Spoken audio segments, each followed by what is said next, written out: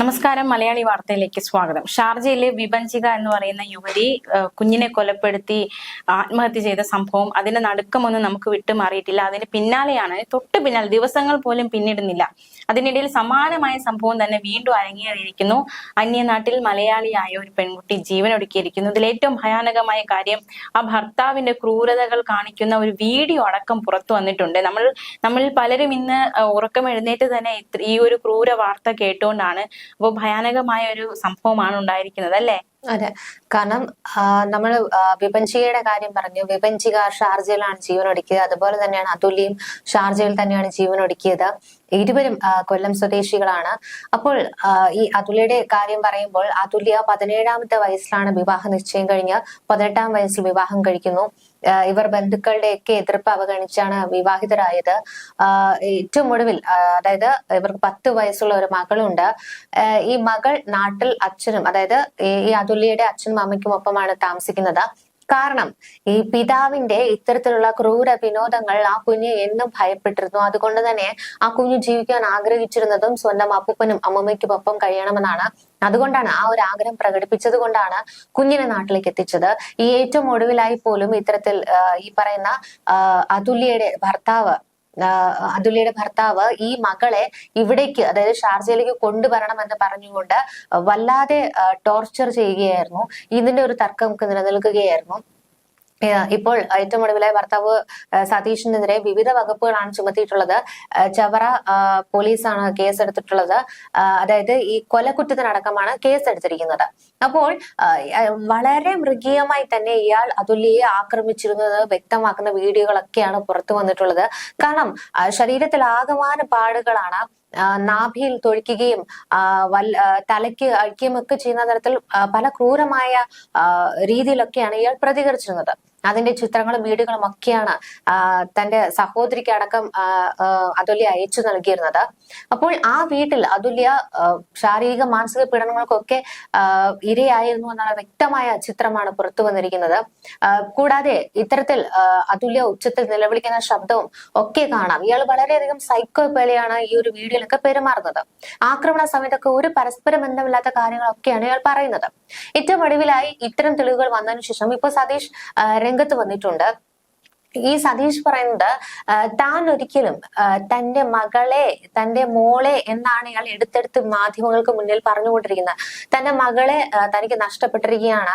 ചിലപ്പോൾ തന്നെ ഭയപ്പെടുത്താനായിരിക്കാം അവളിത് ചെയ്യാൻ ശ്രമിച്ചത്. പക്ഷെ അത്തരത്തിൽ പിന്നീട് അങ്ങനെ സംഭവിക്കുകയായിരുന്നു. താൻ ഒരിക്കലും ഒന്നും ചെയ്തിട്ടില്ല, താൻ കൊലപ്പെടുത്തിയിട്ടില്ല, തനിക്ക് അവളെ ഭയങ്കര സ്നേഹമായിരുന്നു, അവൾ എന്നിൽ നിന്ന് അകലുവാൻ ശ്രമിക്കുകയായിരുന്നു.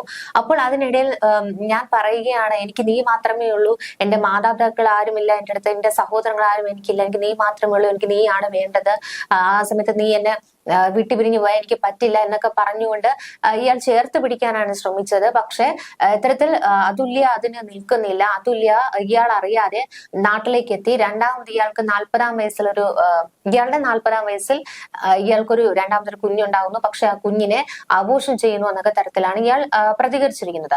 അതായത് ഇപ്പൊ ഏറ്റവും ഒടുവിലായി ഈ ജീവനൊടുക്കിയ അതുല്യാണ് എല്ലാത്തിനും കുറ്റക്കാരി എന്നൊരു രീതിക്ക് വരുന്നു. ഇതിന്റെ കൂടെ തന്നെ ഇയാൾ പറയുന്നുണ്ട്, അതുല്യെ കുറ്റപ്പെടുത്തുന്നു. അതായത് എനിക്ക് എന്റെ അമ്മയോട് സംസാരിക്കാൻ പറ്റുന്നില്ല, മാത്രമല്ല ഇവക്ക് ഞാൻ പുറത്തു പോകുന്നത് ഇഷ്ടമല്ല, പുറത്ത് എപ്പോ പോയാലും എപ്പോഴും വിളിച്ചുകൊണ്ടിരിക്കും.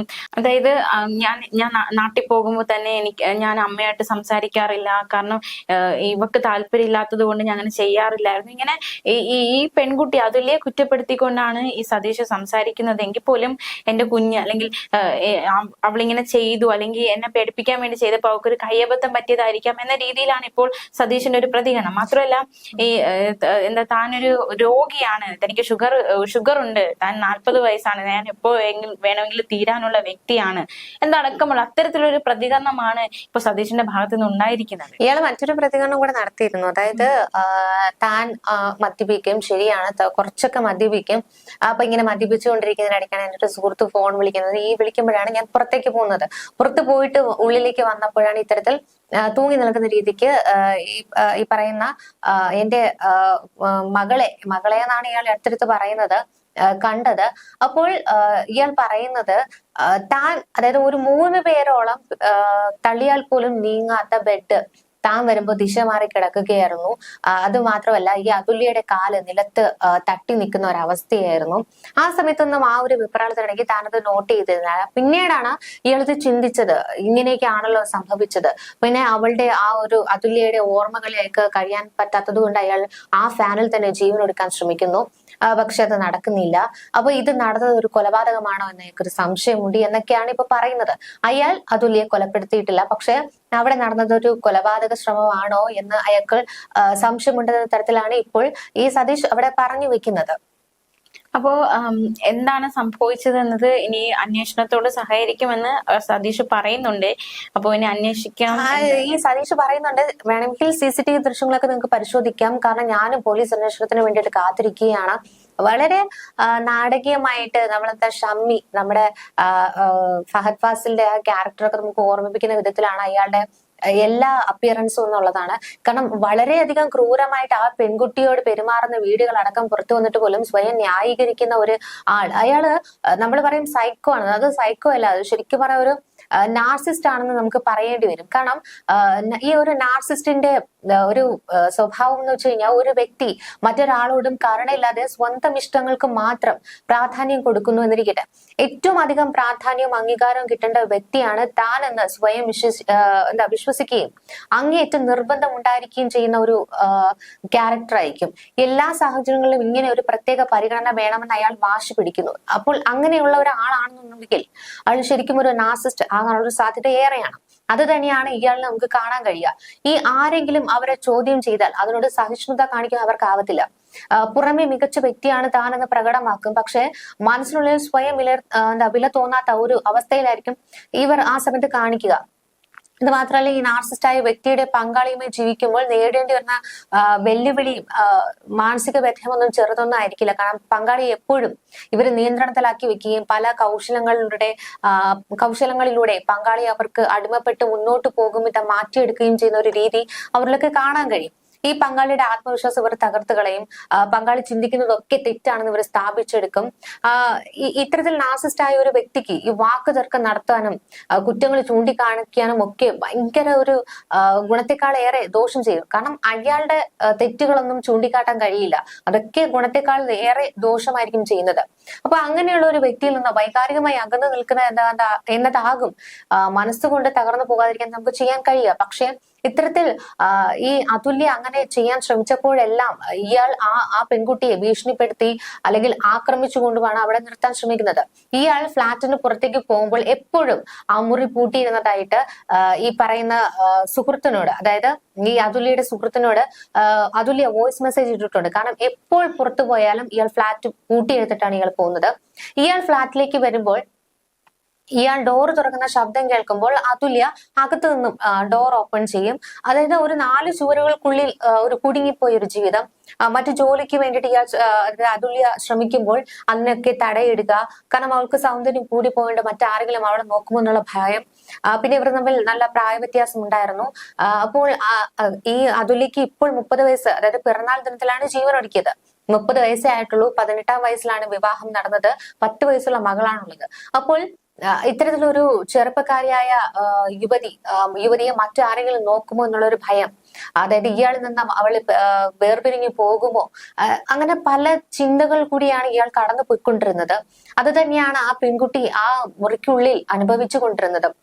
എങ്ങനെയൊക്കെ ഇയാളെ സ്നേഹിക്കാൻ ശ്രമിച്ചാലും ഇയാൾ ആദ്യം ഇത്തരത്തിൽ പ്രശ്നങ്ങൾ ഉണ്ടാകുമ്പോൾ ഈ പറയുന്ന അതുല്യനെ വീട്ടിലേക്ക് കൊണ്ടുവരുമ്പോൾ ഇയാൾ ആദ്യം അടവെടുക്കും. ഞാൻ ഇനി ഇങ്ങനെ ഒന്നും ചെയ്യില്ല, എന്നോട് ക്ഷമിക്കണം, ഞാൻ മദ്യപിച്ചപ്പോ എനിക്കൊന്നും ഓർമ്മയില്ല, ഞാൻ അങ്ങനെയൊക്കെ ചെയ്തു പോയി എന്ന് പറഞ്ഞുകൊണ്ട് കരഞ്ഞ് കാല് പിടിച്ചൊക്കെയാണ് ഇത്തരത്തിൽ കൊണ്ടുപോയിരുന്നത്.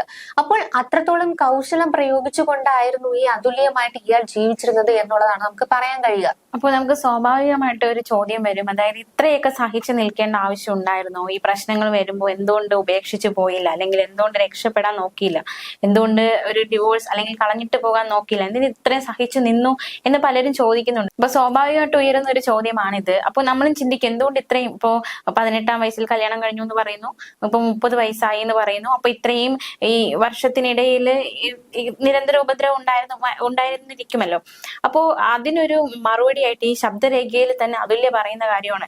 അതായത് പലപ്പോഴും താൻ ഇട്ടിട്ട് പോകാൻ നോക്കി, അല്ലെങ്കിൽ നാട്ടിലേക്ക് പോകാൻ, അല്ലെങ്കിൽ ഇയാളെ വേണ്ട, ഇയാൾക്കൊപ്പം ഇനി ജീവിക്കാൻ പറ്റില്ല എന്ന് പറഞ്ഞ് പലപ്പോഴും പോകാൻ നോക്കിയപ്പോ ഒരു സെന്റിമെന്റൽ അപ്രോച്ചിലൂടെ, അതായത് നീ പോയാൽ എനിക്ക് ആരുമില്ല, നീ മാത്രമേ എനിക്കുള്ളൂ, എനിക്ക് എന്റെ വിഷമം പറയാൻ ആരുമില്ല, നീ പോയാൽ എനിക്ക് താങ്ങില്ല എന്ന രീതിയിൽ സതീഷ് തന്നെയാണ് ഈ അതുല്യെ തടഞ്ഞത്. അപ്പോ തീർച്ചയായിട്ടും മനസ്സലിഞ്ഞു പോകൂല ആ ഒരു സമയത്ത്.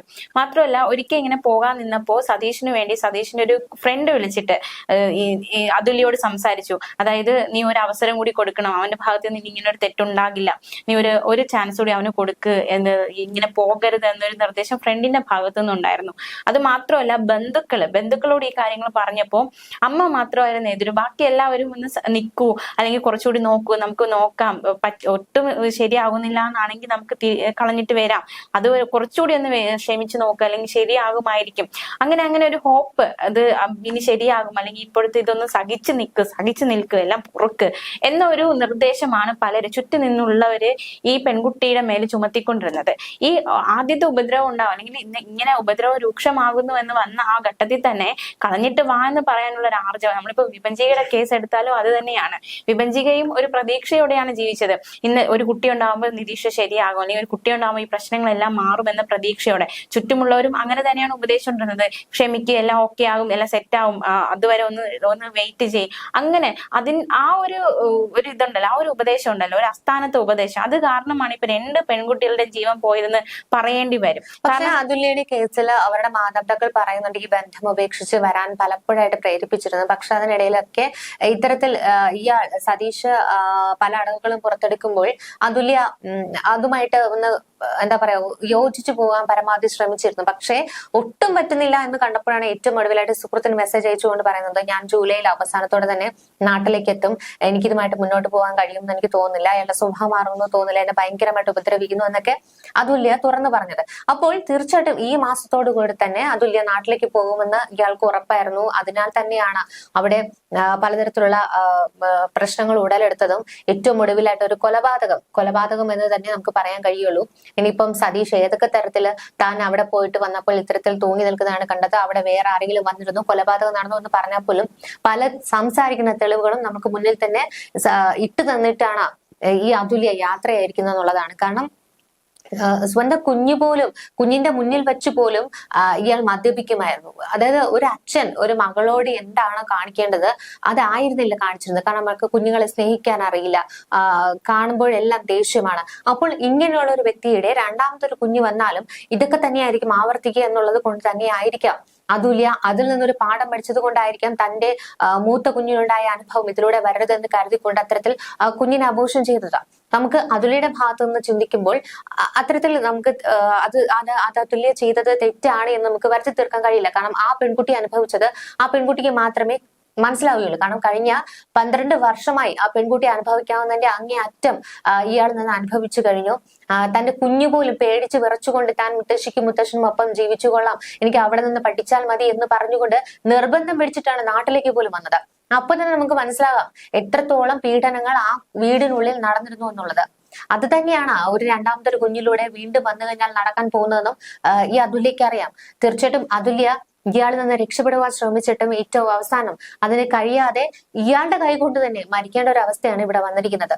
തീർച്ചയായിട്ടും ഇത്തരത്തിലുള്ള നാർസിസ്റ്റുകളെ തിരിച്ചറിഞ്ഞ് അവരിൽ നിന്ന് രക്ഷപ്പെടുവാൻ മാക്സിമം ശ്രമിക്കുക എന്ന് നമുക്ക് പറയാൻ കഴിയുള്ളൂ. കാരണം നമ്മൾ പറഞ്ഞു ഇനിയൊരു വിഭജിക ഉണ്ടാകരുത് എന്ന് നമ്മൾ പറഞ്ഞ് നിർത്തിയെടുത്തു നിന്നാണ് മറ്റൊരു അതുല്യ ഉണ്ടായിരിക്കുന്നത്. മാത്രമല്ല ഇങ്ങനെ ആവർത്തിച്ച് ഇങ്ങനത്തെ സംഭവങ്ങൾ, ഇപ്പൊ അതുല്യ ആകട്ടെ വിഭജിക ആകട്ടെ, ഇങ്ങനത്തെ ആവർത്തിച്ചുള്ള സംഭവങ്ങൾ ശരിക്കും കഴിഞ്ഞ ദിവസങ്ങളൊക്കെ നമ്മളൊരു ആശങ്ക പങ്കുവച്ചതാണ്. വിവാഹം കഴിയാൻ പോകുന്നവർക്ക് ഇത് വിവാഹം എന്നൊരു പേടി സ്വപ്നമായിട്ട് ഇപ്പൊ മാറിക്കൊണ്ടിരിക്കുകയാണ്. ചെന്ന് കയറുന്ന വീട്ടിലെ ആ ഭർത്താവ്, അല്ലെങ്കിൽ ആ ചെന്ന് കയറുന്ന വീട്ടിലെ ആ വ്യക്തികൾ, ഇപ്പൊ അത് പെൺകുട്ടികളെ സംബന്ധിച്ച് മാത്രമല്ല, ഇപ്പൊ നമ്മൾ കേട്ടുകൊണ്ടിരിക്കുന്നത് മുഴുവൻ ഈ ഭർത്താക്കന്മാരുടെ ക്രൂരതകളാണ്. പക്ഷെ ഭാര്യമാര് ക്രൂരത കാണിക്കുന്നതുമുണ്ട്, അത് നമ്മൾ തള്ളിക്കളയുന്നില്ല.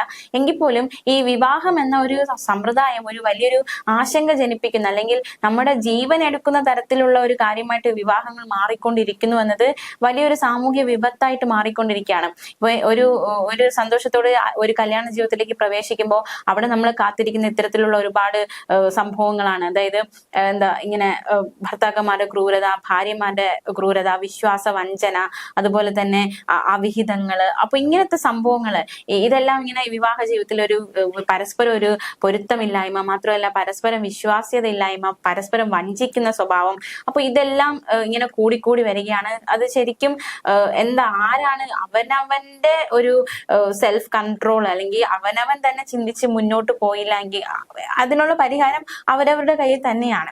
ഇപ്പൊ നമുക്ക് ചക്കയായ ചൂഴ്ന്നു നോക്കാന്ന് പറയാം, പക്ഷെ മനുഷ്യന്മാരെ നമുക്ക് ചൂഴ്ന്നു നോക്കാൻ പറ്റില്ലല്ലോ. അപ്പോ നോക്കിയും കണ്ടുമൊക്കെ കല്യാണം കഴിയാൻ നോക്കുക. എത്രയൊക്കെ നോക്കിയും കണ്ടുമൊക്കെ കല്യാണം കഴിഞ്ഞാലും കല്യാണം കഴിഞ്ഞ ശേഷമായിരിക്കുമല്ലോ ഇങ്ങനത്തെ സംഭവങ്ങൾ ഉണ്ടാകുക. അപ്പൊ ഒരു പരിഹാരം ഇല്ലാത്ത പ്രശ്നങ്ങൾ ഇവിടെ ഇല്ല. വിവാഹത്തിന് ശേഷമാണ് പ്രശ്നങ്ങൾ ഉണ്ടാവുന്നതെങ്കിൽ കളഞ്ഞിട്ട് പോരുക, അത്രേ ഉള്ളൂ. അപ്പോൾ നമ്മുടെ ജീവിതം നശിക്കുന്ന രീതിയിലേക്ക്, നമ്മുടെ ജീവന് തന്നെ ഒരു നാശം വരുന്ന രീതിയിലേക്ക് കാര്യങ്ങൾ എത്തുന്നതിന് പോകാൻ പറ്റാത്ത രീതിയിലുള്ള ബന്ധനങ്ങളും ഉണ്ട്. ആ ഒരു ബന്ധനത്തിൽ അകപ്പെട്ടതാണ് ഈ പറയുന്ന അതുല്യം. പലതവണയായി നാട്ടിലേക്ക് തിരിച്ചു വരാൻ ശ്രമിച്ചിരുന്നു, പക്ഷേ അത്തരത്തിൽ അയാൾ വിടാൻ തയ്യാറായിരുന്നില്ല. ബന്ധനങ്ങളെക്കാൾ മറ്റൊരു ബന്ധനം ഇതിനിടയിലുണ്ട് എന്നുള്ള സത്യങ്ങൾ നമ്മൾ തിരിച്ചറിയേണ്ടതാണ്. അപ്പൊ എന്തായാലും അങ്ങനത്തെ ബന്ധനങ്ങൾ ഉണ്ട് എങ്കിൽ തീർച്ചയായിട്ടും ഒരു മരണത്തിലേക്ക്, നമ്മുടെ ജീവിതം മരണത്തിലേക്ക് പോവുകയാണ് എന്നൊരു സാഹചര്യമാണെങ്കിൽ എല്ലാ ബന്ധനങ്ങളെയും ഏതെങ്കിലും രീതിയിൽ നമുക്ക് ഒരുപാട് മാർഗങ്ങളുണ്ട്. അപ്പോ മരണം എന്നതല്ല അവസാനം ഒരു മാർഗം. അതിന് മുന്നേ തന്നെ ജീവിക്കാനായിട്ട് ഒരുപാട് വഴികൾ നമുക്ക് മുന്നിലുണ്ട്. ആ ബന്ധനങ്ങൾ ഉണ്ടെങ്കിൽ ആ ബന്ധനങ്ങളെ പൊട്ടിക്കാനുള്ള മാർഗങ്ങൾ കണ്ടെത്തി അതൊരു മരണത്തിലേക്ക് നയിക്കപ്പെടാതിരിക്കുക.